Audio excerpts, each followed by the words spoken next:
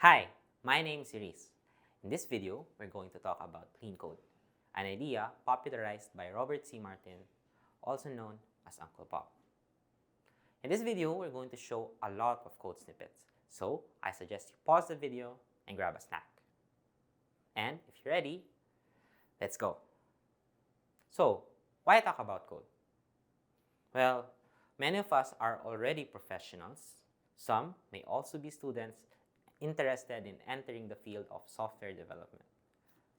Either way, there's a big chance of you landing a programming job, which means you'll need to write tens of thousands of lines of code.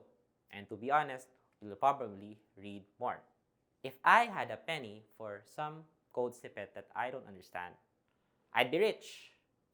At least, rich enough to buy a value meal at either Jollibee or McDonald's. Either way, not sponsored. So, my point is, code readability matters. Let's start off with a pair programming exercise. If you didn't know, little trivia. Pair programming is an activity where two people sit down in front of a computer and try to tackle some problem. At least, that was the tradition. With us going high-tech, there are now a bunch of online solutions, such as VS Code Live Share. When sat down and allowed to share what's on their minds, these developers usually come up with a solution faster, with quality code to boot. So basically, it's like tag team problem solving. So here, we have some code. What's the problem with it?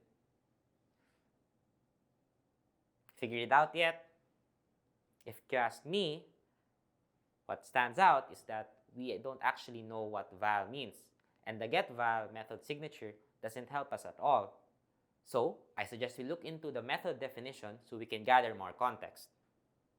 So, I'm looking, and looking.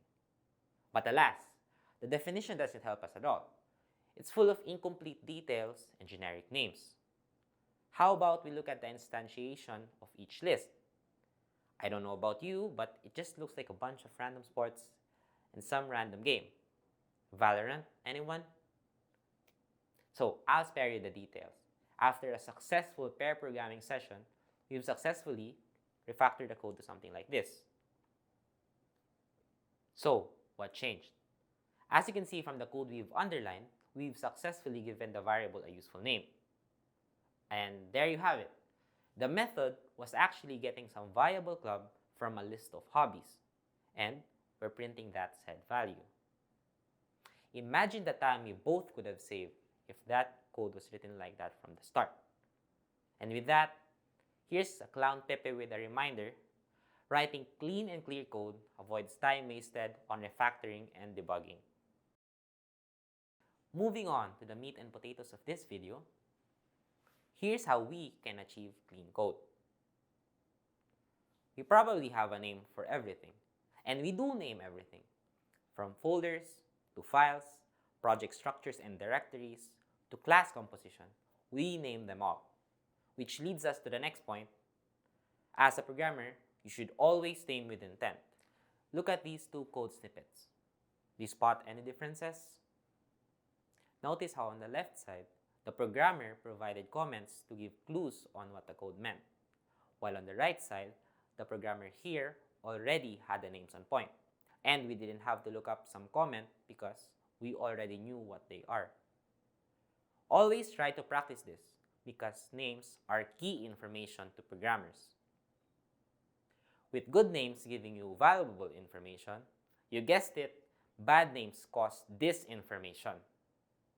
With array objects, you should probably name them arrays and not lists. Also, for non-universal and industry-specific abbreviations, think long and hard when you put them in your code. You might just confuse someone with them. If things went by quick, here's a brief summary of what we've discussed so far. How this ties up is that we name everything, so we should name with intent and avoid disinformation. Moving on, mental mapping is the result when individuals try to shortcut writing good names, banking on the fact that they will remember them. The problem with having this kind of system is that people tend to forget. Let's see how this applies to our code. Let's speed analyze what this code means. We have a bunch of strings and student objects with generic names.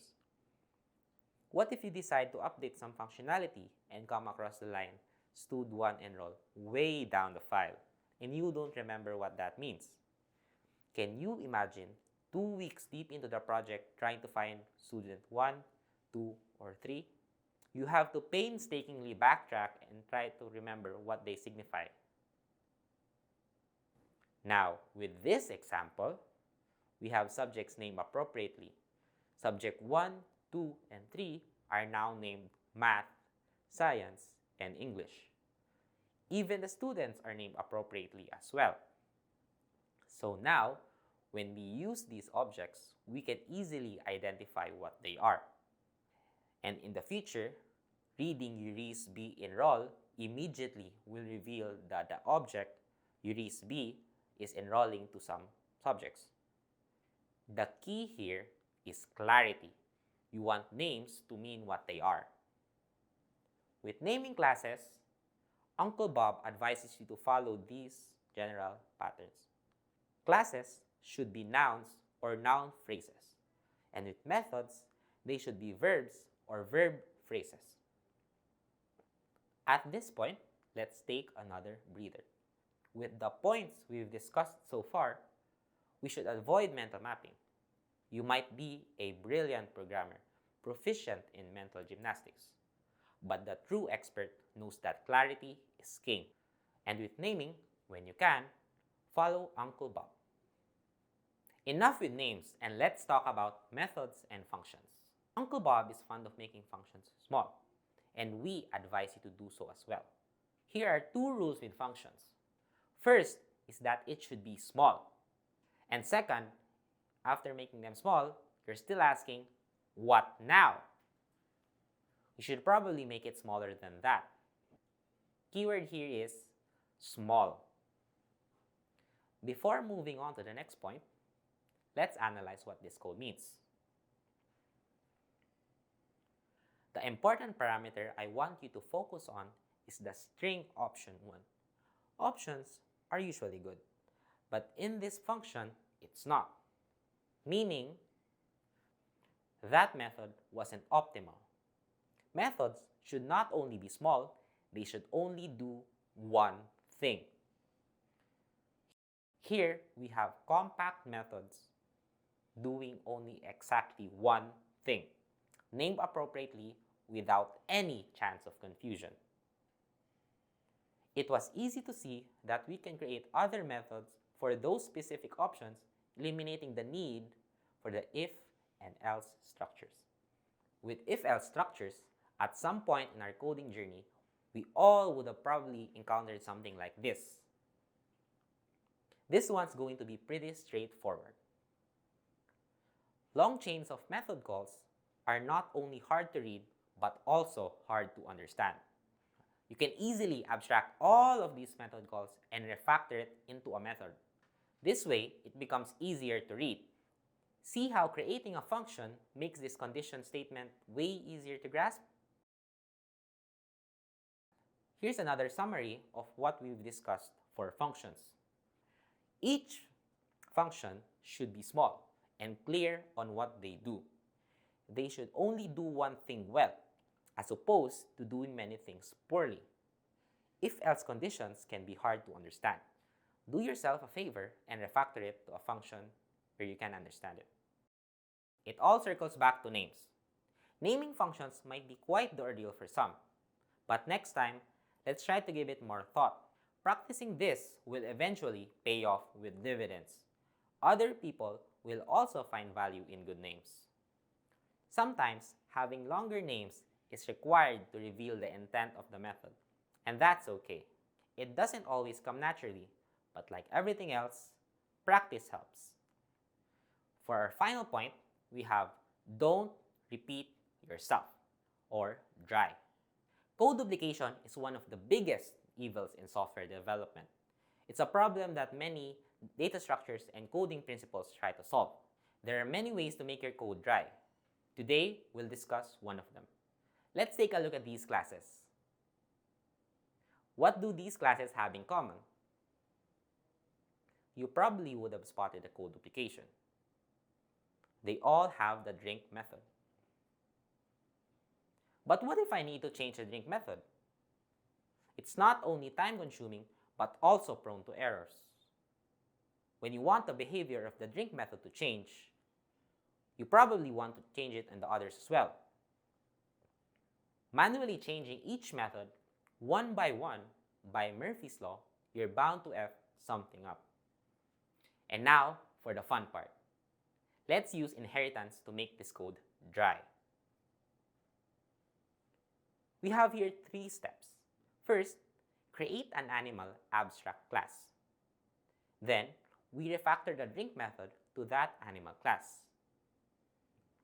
And then the last step, make the existing classes inherit the drink method found in animal class using the keyword extends.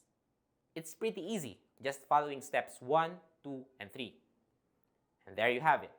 Now you have code that is dry. Now, the pain of changing something is gone. And with that, we also eliminate human error. For our final recap, methods names should be brief and descriptive. They should indicate the intent of the method. Nothing more, nothing less. And when writing code, you should always be wary of code duplication. There are many ways to make your code dry, and choosing one of them will certainly improve the quality of your code. And that's it. If you've made it this far, congratulations. You now know how to make your code cleaner. If you've liked this video, subscribe to our channel to know more about software engineering done right. Also, follow us on our other platforms listed in the video description down below. Bye!